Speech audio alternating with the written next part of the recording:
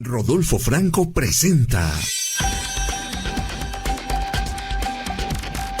Diálogo Franco.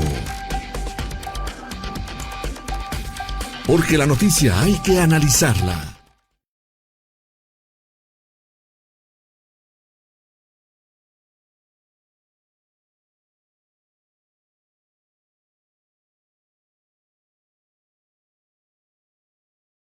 Rodolfo Franco presenta Diálogo Franco. Porque la noticia hay que analizarla, encontrando las diferentes versiones en un diálogo franco, con el periodista y analista político Rodolfo Franco. Y si lo dice Rodolfo Franco, es porque es cierto.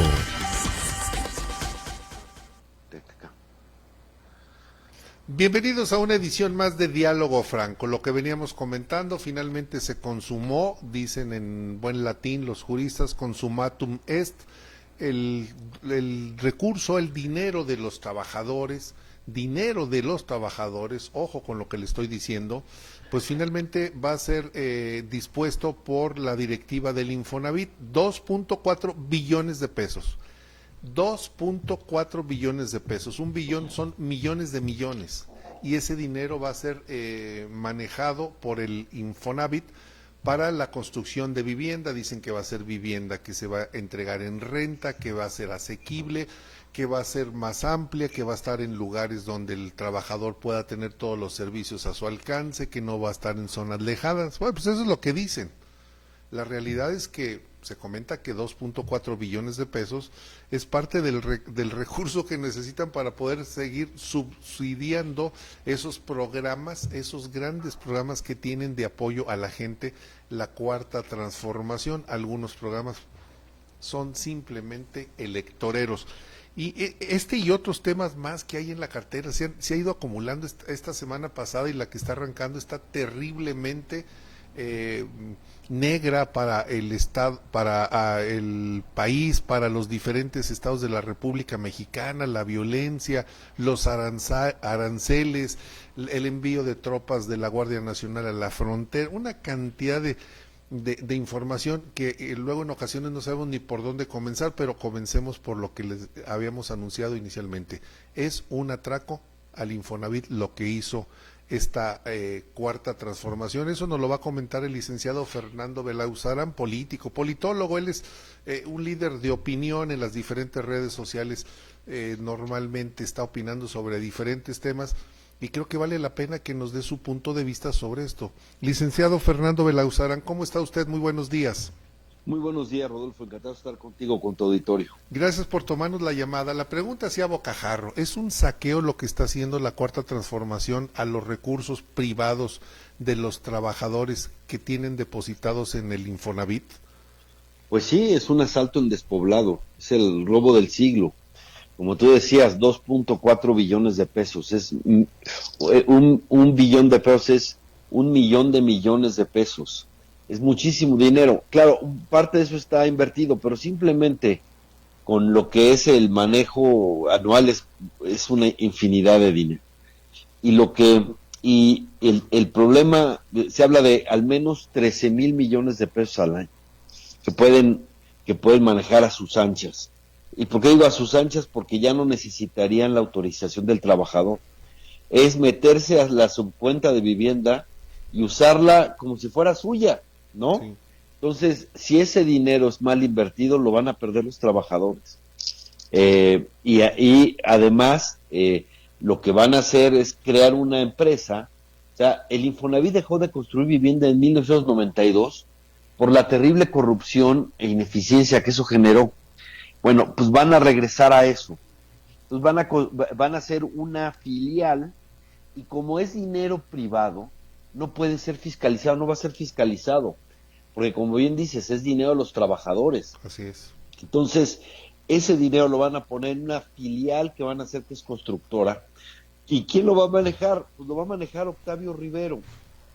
perdón, Octavio Romero. Octavio Romero, sí. Octavio Romero fue el que dejó quebrado Pemex, Sí. pero es el operador financiero de López Obrador, siempre lo ha sido, siempre ha manejado los dineros cuando ha estado ahí López Obrador. Señor. Entonces, pues ya te da a entender, pues, para quién va a ser el negocio, ¿no? Entonces, él va a quitarle el dinero a los trabajadores para meterlo a su bolsa, de alguna manera, que esa es esta empresa que él va a manejar, que no va a tener controles públicos porque es dinero privado, Sí. y pues imagínate, ¿no? El asunto, y crean una empresa constructora para tal efecto. Entonces sí van por todo, ¿no? Y la verdad es que, lejos de dar confianza, pues más bien confirma que están rascándole donde pueden. Ya te acordarás que le dieron una mordida a las Afores en el sexenio pasado, Sí. y ahora van por este dinero que es el ahorro de los trabajadores para manejarlo discrecionalmente, ¿no? Porque, insisto, el Romero va a crear una empresa constructora y ahí va a meter el dinero de los trabajadores. ¿Y quién va a manejar la constructora? Pues él mismo, Ya. ¿no?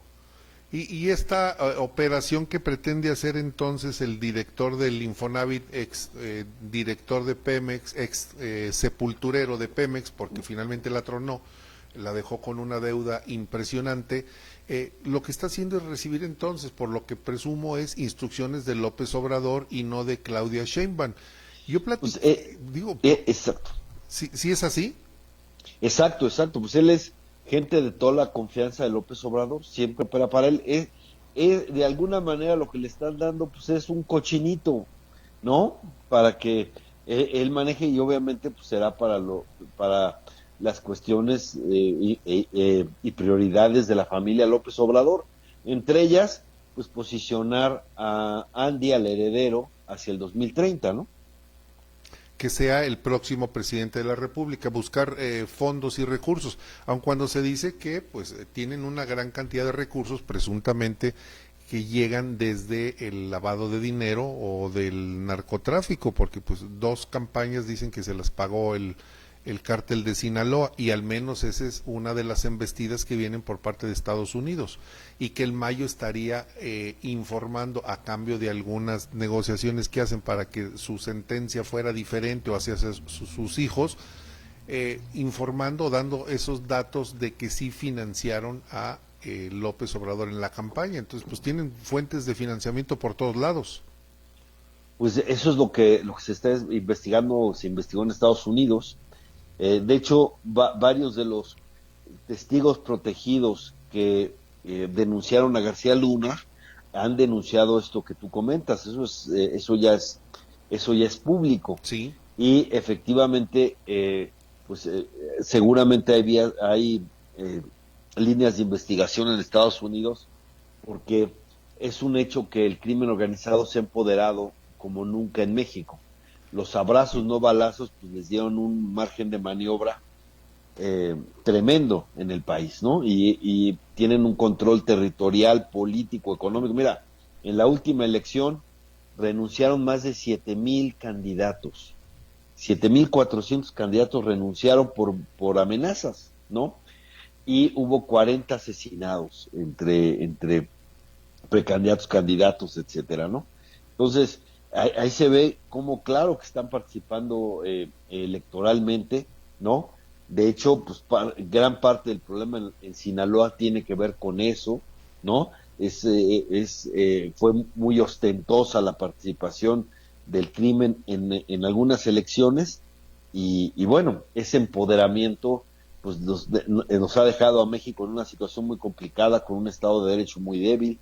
Júntale que la reforma judicial pues realmente está acabando con un poder de la República, Sí. ¿no?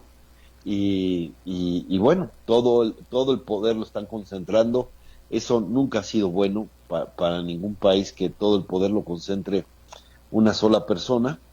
Y bueno, efectivamente, una de las cosas que se han dicho es que pues se acostumbraron a recibir dinero en efectivo por todos lados para sostener y fondear y financiar sus campañas, ¿no? Las campañas políticas, ¿no? Recordarás los sobres amarillos que que entregaban de un personero del gobernador de Chiapas a los hermanos de López Obrador con Sí, ese fin. sí, al Pío López Obrador recibió dinero, los sobres Sí, amarillos, y Martiniano también, Martiniano eso también, sí, fue evidente. El mismo López Obrador dijo en una primera declaración que eran aportaciones, pues eso ya es confesión, ¿no? claro, sí, así como dijo que él liberó a Ovidio, el hijo del Chapo Guzmán, pues es una declaración. Me quiero, si me permite, licenciado Fernando Belauzarán, para continuar con este tema de los vínculos, los presuntos vínculos con la delincuencia, me quiero regresar a este dato que usted nos da. 7,400 candidatos renunciaron y 40 fueron asesinados en el pasado proceso electoral, ¿o en Sí, cuál así fue? es. ¿En el pasado? En el pasado, sí, en Con, el cuando 2024. en el 2024, cuando se eligió a Claudia Sheinbaum, 7,400 candidatos renunciaron. Sí, son cifras del INE. Sí. Caramba, es demasiado, es un universo terrible. O sea, De ese tamaño es el poder de los criminales, ¿no? En este país, y creo que pues lo vemos todos los días, ¿no?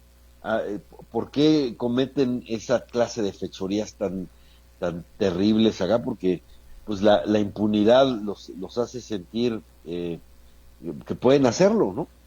Y esa impunidad sería impensable si no hubiera colusión en distintos niveles, ¿no? sí, Eso es evidente, incluso cuando el gobierno hace la operación Enjambre, pues es aceptar eso. En Chiapas claro, están deteniendo presidentes municipales por eso, ¿no? O sea, sí. nada más que quizás solo es la punta del iceberg, ¿no? Sí, y ahí está la declaración en Tabasco, en el sentido de que el ex secretario de Seguridad, nombrado por Adán Augusto, pues era encabezaba el cártel de la Barredora, ese cártel criminal que ha cometido una cantidad de crímenes impresionantes y que son los encargados del trasiego de la droga, de personas, de combustible, o sea, toda una organización criminal y la están evidenciando. Sí, efectivamente, eso fue publicado primero en los cables que Guacamaya hackeó al ejército. Sí, Y luego lo ha dicho el propio gobernador de Tabasco, el actual, ¿no? Efectivamente, son señalamientos muy fuertes y ha crecido tremendamente la violencia en ese estado, en Tabasco. Y bueno, la verdad es que por menos que lo que estamos viendo en México, se hicieron lo que se llamó maxiprocesos, ya sea en Italia o en Colombia, sí. para pues limpiar lo que ha sido la relación entre el poder político y el poder criminal, ¿no? Y la verdad es que si no hacemos algo de fondo pronto, pues nuestro Estado de Derecho va a naufragar definitivamente. Lo que están haciendo ahora con el Poder Judicial, lejos de fortalecerlo, abre una ventana todavía más de mayor Claro, vulnerabilidad. claro. Y a la impunidad. De hecho, el INE acaba de mencionar, es la noticia del día, de esta semana, con la que arranca la semana, que los candidatos que le enviaron, tanto del Senado como de la Corte, o sea, la relación de personas que van a ser presuntamente también los jueces, los magistrados, pues no carecen de información, de datos que están duplicados, hay personas que ni siquiera se inscribieron y aparecen en esos listados, o sea, este es un desaseo total, absoluto, porque es una chunga la elección de los jueces y magistrados, que lo que se trata, yo pienso, en tener un poder debilitado para que se pueda tener el control de lo que quieran y fundamentalmente de esas actividades ilícitas. Pues la verdad es que sí se han hecho estas cosas pues un poco con las patas, ¿no?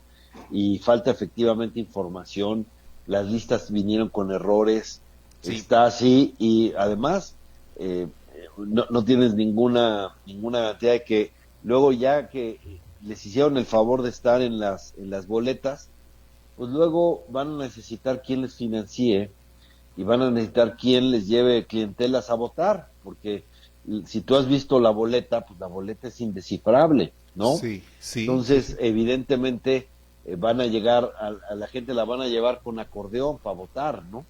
Entonces, los nuevos jueces pues van a estar comprometidos con quienes les ayudaron a ganar este ejercicio, ¿no? Sí. Que al haber menos casillas, pues eso va a beneficiar, por supuesto, precisamente la movilización. No le va a quedar a los ciudadanos cerca la casilla, van a tener que trasladarse. Y eso pues beneficia obviamente, insisto, a estos grupos entre comillas organizados, ¿no? Que van a participar. Es casi pues va a ser casi una elección interna de Morena, ¿no? En algunos casos, Sí, sin duda. para para ver quién se lleva a los jueces, si Adán Augusto, si Ricardo Monreal, Monreal. etcétera, pero también, por supuesto, como dices, abre la puerta a que sea el crimen el que también mueva sus bases sociales, que también tiene, ¿no? Sí. Para ayudar a algún candidato, ¿no? Que crea Sí. que con él tendrá garantías, ¿no? La verdad es que pues es un despropósito tremendo la elección judicial. Sí, y cuando tratamos de darle lectura a algunas imágenes, fotografías, por ejemplo, la semana cerró con una fotografía donde está el príncipe Andy, el heredero del verdadero poder, que es López Obrador, está entregándole la credencial porque está recredencializando Morena a sus seguidores, y está con el gobernador de Sinaloa, Rocha Moya, el señor que está señalado de estar vinculado al secuestro de el Mayo Zambada, de tener relaciones con el cártel de Sinaloa, etcétera. Y entonces en la lectura decimos, pues el señor Andy está protegiendo, está respaldando, le está dando el espaldarazo, porque entonces fue hasta el estado de Sinaloa a llevarle su credencial de elector. Es decir, el señor está más que protegido por la 4T, cuando en Estados Unidos hay señalamientos. Hoy en la mañana la presidenta Connie Sheinbaum dice que sigue esperando que le den informes de cómo es que secuestraron, cómo es que se llevaron al Mayo Zambada, cuando el tema es otro. Pero bueno, esta fotografía nos da la lectura de que se están protegiendo entre ellos. Pues sí, es muy desafortunado, porque sobre todo es un mal mensaje para la gente en Culiacán, en Sinaloa, ¿no? Porque el gobernador es evidentemente parte del problema, parte del conflicto, parte de la guerra, ¿no? Claro. No claro, lo digo claro. yo, pues salen ahí una parte en conflicto, lanza desde avionetas folletos con la cara del gobernador, ¿no? Sí. Eso es evidente. Además hay un señalamiento del propio Mayo Zambada en una carta, ¿no? Uh-huh. Y a pesar de eso, y además en una encuesta reciente, pues prácticamente el 70% de los sinaloenses quieren que se vaya el gobernador, ¿no? Sí. Y que vaya, y el hijo del presidente vaya a darle un espaldarazo. Pues bueno, está mal, pero es un mal mensaje para Sinaloa, es un mal mensaje para estos momentos que se está viendo, porque el gobernador tiene unos señalamientos muy fuertes. Entre otros, recordarás que en ese mismo operativo asesinaron a su principal rival político, sí. Melesio Cuen, es rector de la universidad, sí. Y la fiscalía tan cercana al gobernador, porque era una persona muy cercana al gobernador, el gobernador la propuso y la puso como fiscal, pues estableció y dio a conocer un montaje del asesinato, que lo hizo ver como si hubiera sido una gasolinera, cosa que fue falsa, uh-huh. ¿No? Que eso lo determinó incluso la misma Fiscalía General de la República, determinó que era falso, que era un montaje, ¿no? Con todas esas cosas, mantener al gobernador, pues es una mala señal, ¿no? Darle este espaldarazo y bueno, ¿no? Son cosas que uno no entiende esta lógica del gobierno haciendo esto. Más lo único que están haciendo es aumentando las sospechas, efectivamente, en Estados Unidos y en México, de esta colusión en grandes niveles entre el poder político y el poder criminal. Cuando se habla en Estados Unidos de que pudiera existir una invasión, que pudieran intervenir, vamos a utilizar ese término, que pudieran intervenir sus personal operativo para poder ir eliminando o neutralizando a los cabecillas de grupos criminales. Han salido algunas personas a decir que la soberanía, que México, que no se toca. ¿Cuál sería su opinión de la posible participación? ¿Cuál sería su opinión, licenciado Fernando Belauzarán, de la posible participación de tropas especializadas de Norteamérica en el combate al crimen organizado para que pudieran operar en México y verdaderamente neutralizar a esas cabecillas de los grupos criminales? Mira, la mejor forma que México pudiera hacer para evitar una intervención en nuestro territorio de estas que tú dices, de que haya un comando y actúe Sí. de alguna manera, es que el Estado mexicano actúe y cumpla su responsabilidad. Si el Estado mexicano cumple la responsabilidad que le da la Constitución, no habría, ni siquiera se estaría discutiendo eso.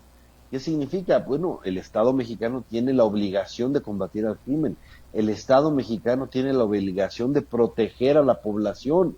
Esas dos cosas ha fallado y está fallando el Estado mexicano de manera terrible, ¿no? Entonces, si al gobierno de Claudia Sheinbaum le preocupa esa posibilidad y cree que es un atentado a la soberanía que se dé, pues bueno, que el Estado mexicano cumpla con su labor constitucional. El problema es que en Estados Unidos están seguros que el gobierno mexicano no lo hará porque están convencidos de que ahí está, lo dijeron, bueno, no lo estoy interpretando. La Casa Blanca mandó un texto diciendo que hay uso sus palabras, una intolerable alianza entre el gobierno mexicano y los cárteles. Eso dijo el gobierno mexicano, la Casa Blanca. La Casa Blanca. Pero hay algo peor ahí. No es solo el gobierno de Trump, ¿no? La verdad es que ya es un consenso y vaya que es difícil que tengan consensos en estos tiempos entre demócratas y republicanos, pero es un consenso en todo Washington que ve que el gobierno mexicano no quiere actuar contra el crimen y ve lazos entre el gobierno y el crimen. Eso es un pensamiento ya muy hegemónico en Estados Unidos, muy compartido de unos y otros. Lo han dicho de varias maneras. Es más, esta operación para detener al Mayo fue con Biden, no fue con Trump, ¿no? Y lo que te dice es que no hay confianza de trabajar con el gobierno mexicano. ¿Y por qué no hay confianza de trabajar con el gobierno mexicano? Porque ellos creen que están de alguna manera protegiéndolos, ¿no? Si no fuera eso, o sea, no estaría pidiendo la presidenta que le den informes de cómo fue lo del Mayo, ¿no? Porque lo que hay es que el gobierno norteamericano no le tiene confianza al gobierno mexicano. Y esto no es solo el gobierno de Donald Trump, viene desde el gobierno de Biden. Es algo que comparten allá y eso es una tremenda luz amarilla o roja en México. No le tienen confianza al gobierno mexicano y, perdón, que vaya el hijo del expresidente a afiliar al gobernador, que hayan invitado a Cienfuegos al evento de la lealtad y que lo hayan defendido en la mañanera con mentiras, porque son mentiras, porque está por documento de que no fue que no le encontraron nada a Cienfuegos, sino que López Obrador pidió que se lo regresaran y por una cuestión diplomática de política exterior decidieron entregarlo. Ellos, los fiscales, están seguros de que tenían un caso robusto ahí, ¿no? Y pues esto de estar demandando que le den información sobre el Mayo, lo único que hace es confirmar lo que ellos están pensando, ¿no? Y no sé a qué juega el gobierno mexicano con eso, porque en lugar de mostrar que es capaz de enfrentar al crimen, manda mensajes de que, al contrario, que va a seguir esta política de connivencia. Me parece que manda al menos esas señales, ¿no? Es una cuestión, pues me parece a mí, contradictoria, poco inteligente, ¿no? Al revés. Permítame. Es un acto de provocación incluso lo que están haciendo. Permítame solicitarle su opinión, licenciado Fernando Belauzarán, sobre la siguiente reflexión que me he hecho. Si la presidenta Claudia Sheinbaum está atrapada entre dos varones, entre la política de Donald Trump, agresiva por cierto, y el manejo que sigue haciendo soterrado Andrés Manuel López Obrador de la política en México, que pues, creo que es evidente que sigue teniendo el control del país. Hay personas que me dicen que eso no es cierto, que ella tiene su absoluta libertad, que ha demostrado en estos 100 días el combate, por ejemplo, a la delincuencia, que ha tomado decisiones que no las hubiera tomado López Obrador. No sé, yo opino que está atrapada entre dos varones. No sé cuál sea su punto de vista, licenciado. Eso parece, porque ¿para qué hace toda esa defensa de Cienfuegos? Está defendiendo lo que hizo López Obrador, ¿no? Si ella se va a dedicar todo su gobierno a cuidarle las espaldas al expresidente, pues va a estar muy amarrada, ¿no? Y el problema que tiene con Donald Trump es que México llega muy debilitado por la crisis económica, llega muy debilitado por la dependencia que tenemos, llega muy debilitado por la gran debilidad del Estado de Derecho, y llega muy debilitado por pues esta penetración del crimen en las altas esferas del Estado mexicano, ¿no? Llega muy debilitado frente a Trump, y eso obviamente ellos lo aprovechan, ¿no? Aprovechan tener un gobierno mexicano débil. Por eso México ya aceptó que en los hechos va a ser tercer país seguro, ¿no? Sí. De facto va a ser tercer país seguro, y todo lo que han venido en cuestión de migración están totalmente cumpliendo. Para ellos quieren que la moneda de cambio sean los migrantes, como lo fue para López Obrador en el primer mandato de Trump. Pero ahora Trump quiere más, ¿no? Y el tema de acciones que pueden ser espectaculares frente a los cárteles podían darse, ¿no? Insisto, la mejor manera de evitar algo así es que el Estado mexicano actúe con eficacia, pero eso no parece ser lo que vaya a preponderar, porque más bien el mensaje que están dando es, pues insisto, es de, pues va a haber impunidad, va a haber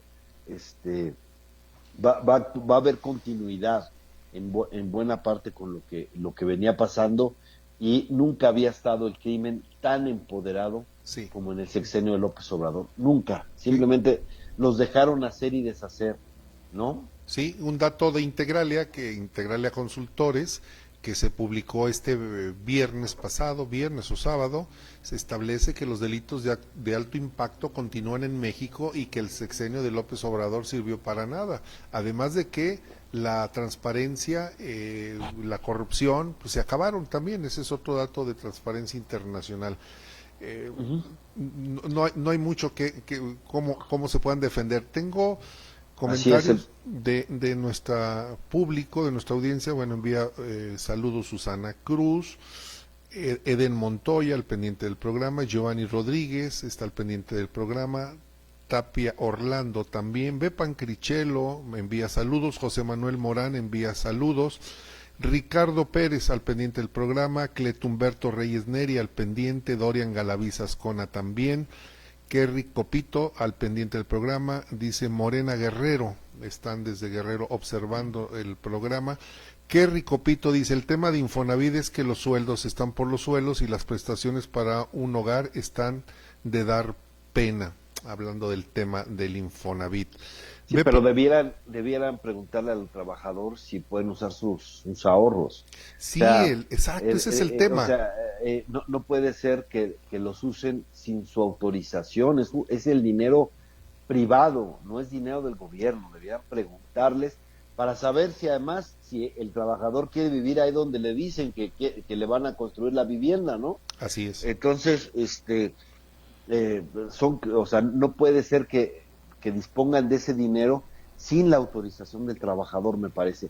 Y tú das en el clavo con el asunto de lo que sacó Transparencia Mexicana, Transparencia Internacional. Transparencia Internacional. Transparencia Internacional puso a México en la peor calificación Sí. en los 30 años que lleva, aquí Sí. estamos al nivel de Uganda, Sí, ¿no? sí, sí. Eso es todos los controles que... O sea, López Obrador lo único que hizo para combatir la corrupción fue sacar un pañuelito blanco, Sí. mientras desmontó todos los controles que se habían construido para, de alguna manera, combatirla, etcétera. Se había avanzado en el de Peña Nieto por una razón. Peña Nieto fue un gobierno muy corrupto, pero había conciencia de que ese era un problema. Y por eso se avanzó en el Sistema Nacional Anticorrupción, en el Sistema Nacional de Transparencia, en esas cosas que lo que tenían que hacer el gobierno de López Obrador era profundizarlo, hacerlo más robusto, más fuerte, Sí, y fue exactamente lo contrario. Lo desmontó y ahí están las consecuencias. Este es un país cada vez más vulnerable a la corrupción, y obviamente eso beneficia, por supuesto, también al crimen organizado, que se ha subido pues hasta las barbas en el poder de este país, ¿no? Claro. Bepan Crichelo II dice: saludos al politólogo Fernando, gran analista. Santos González Yescas al pendiente del programa, Marco Vinicio Cruz Trujillo también, Elena Muñoz al pendiente, Eli Borojas, Gonzalo Núñez segundo al pendiente, dice buenos días, saludos, dice saludos desde Lázaro Cárdenas, Michoacán, saludos hasta Lázaro Cárdenas. Mr. Richard Roth al pendiente del programa, Israel Sánchez también, Juan Chávez al pendiente del programa, Alberto Aguirre también, Abraham Canales, Héctor David Sánchez, Alberto Antonio, Javier Cajero manda saludos, Valadez, José Luis Valadez Lomelí manda saludos, Israel Sandoval, y dicen gran analista, el licenciado Fernando Belauzarán, Alejandra Franco también me envía saludos desde Saltillo. Pues la gente está al pendiente de este tema, el licenciado Fernando Belauzarán, porque es como traer dinero en la bolsa y llegue un extraño, toma el dinero y le dice: yo te voy a decir qué hacer con este dinero, tú no vas a poder decidir. Cuando pues es dinero, insisto, es dinero de nosotros. Esta es una expropiación simulada, licenciado. Pudiéramos dejarlo así como una expropiación simulada o un saqueo. Yo lo diría como saqueo. Un saqueo. Es una clara expropiación, olvídate de la simulación. Si pueden usar tu dinero sin pedirte permiso, a tus espaldas, para usarlo en cualquier cosa, eso es expropiatorio, ¿no? Claro. ¿Qué tal si le sale mal el asunto, no? Ellos, si está todo garantizado, perdón, ¿no? Ellos están invirtiendo el dinero en algo que además el Estado mexicano ha demostrado que no es muy bueno para hacer las cosas. Ve el caso de Dos Bocas. El caso de Dos Bocas iba a costar 8,000 millones de dólares, eso lo habían anunciado. Sí. Pues ya va en 20,000 millones de dólares. Sí. Y está al 10% de su capacidad, ¿no? Tú dime si son capaces de hacer las cosas eficientemente, ¿no? Además, cada vez salen más escándalos de corrupción de Dos Bocas, ¿no? Por la mala planeación, por el sobreprecio, por muchas otras cosas. El Tren Maya iba a costar menos de 150,000 millones de pesos, está costando más de 500,000 millones de pesos y todavía le están mandando 40,000 millones para este año, sí, ¿no? Entonces tú dime si los trabajadores pueden estar tranquilos de que esos que multiplicaron los costos, ¿no? Van a ser los que ahora se pongan a construir casas, ¿no? Sí, claro, estas son unas pruebas muy recientes, no nos vayamos hacia atrás, pruebas muy recientes. Está también, si me permite, el licenciado Fernando Belauzarán, agregar el AIFA, el Aeropuerto Internacional Felipe Ángeles, sí, pues que no ha funcionado, que no sirve más que como un aeropuerto de carga. ¿Qué decir del gas Bienestar? Que terminó, pues se esfumó el gas, o sea, no hubo nada, no ha funcionado. La vacuna Patria. Claro, no funcionó, y somos el único país del mundo que paga, seguimos pagando por un aeropuerto que no se construyó. El aeropuerto de Texcoco. Correcto. Y que ese iba a resolver problemas. El que acaban de hacer el AIFA no resolvió uno solo, ¿no? Luego tenemos una aerolínea que maneja la Sedena, que vuela con un solo avioncito, con 7 u 8 personas que se trasladan, que dejó de funcionar en 10 puntos, de 10 destinos los eliminaron, pero que de entrada costó 8,000 millones de pesos, de entrada, y que no sirve para nada.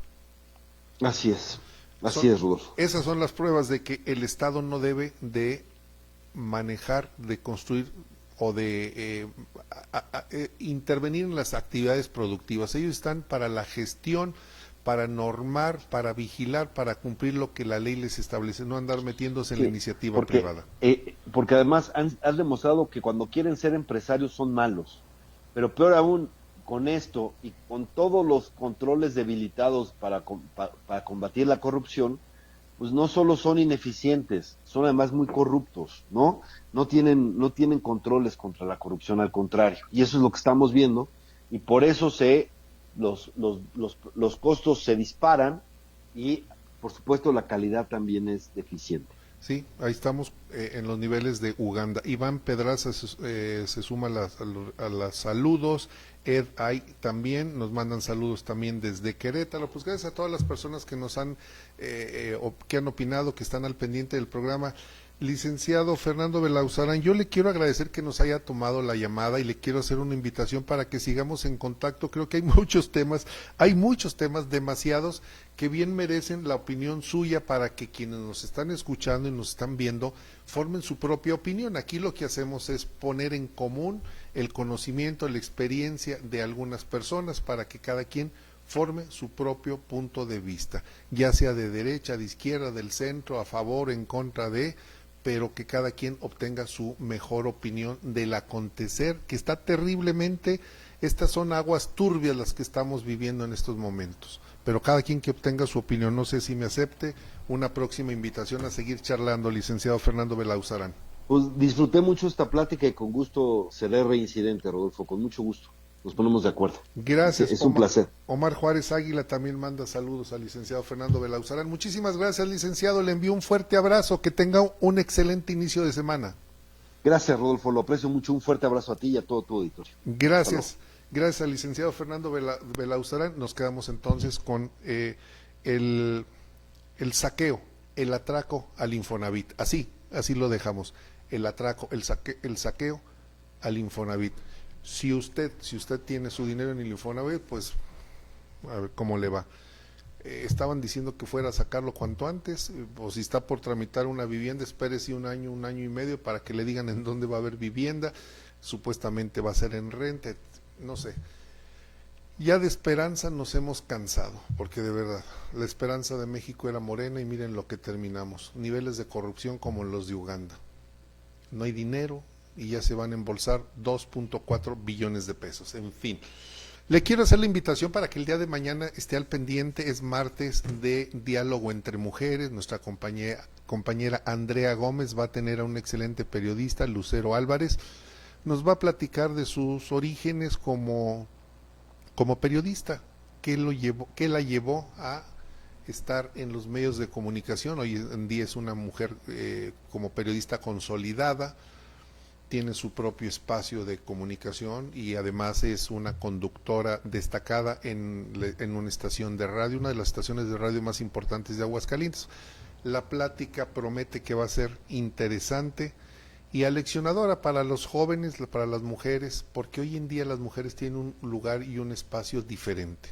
Y aquí lo sabemos y lo reconocemos. Y ojalá que haya tantas mujeres talentosas como las que son nuestras compañeras aquí en Rodolfo Franco Informa. Tenemos nuestra compañera Laura Centeno, Susi Torres Arriaga, Andrea Gómez, Mar Morales, mujeres destacadas que pues hacen lucir el trabajo que realizamos todos los días. Entonces el día de mañana en punto de las 9 de la mañana para que esté al pendiente, y solamente me resta hacerle una atenta invitación para que nos vea en punto de las 9 de la mañana, que será un programa más, porque el de hoy es un programa menos.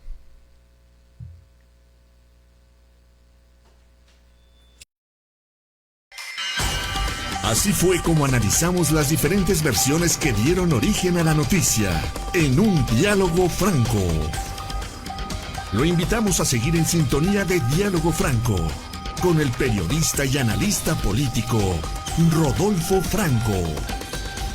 Y si lo dice Rodolfo Franco, es porque es cierto.